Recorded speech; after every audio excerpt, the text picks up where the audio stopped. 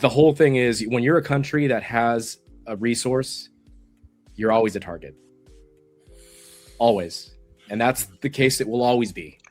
From the Iranians to the Middle East to Latin America to wherever it is you find oil, you are a target to the biggest powers in the world.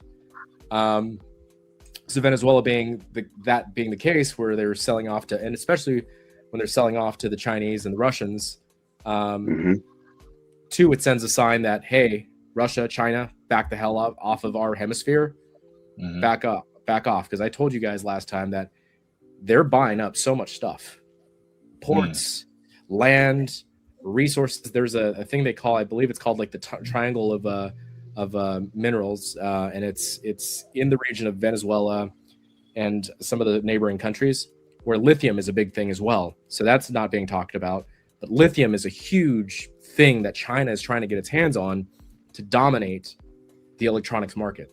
It needs it in order for it to continue to grow, right? So it's always a dog eat dog world, and I think that's kind of like where we find ourselves.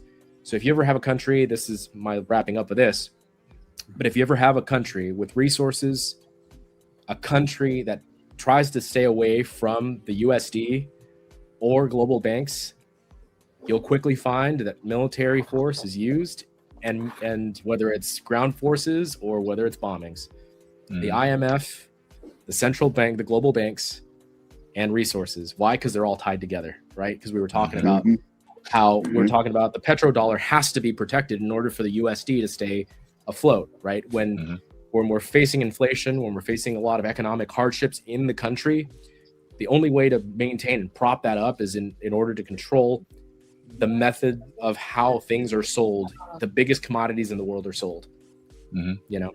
And if China or BRICS or anybody else takes control of that, you start to see the destabilization of the US dollar.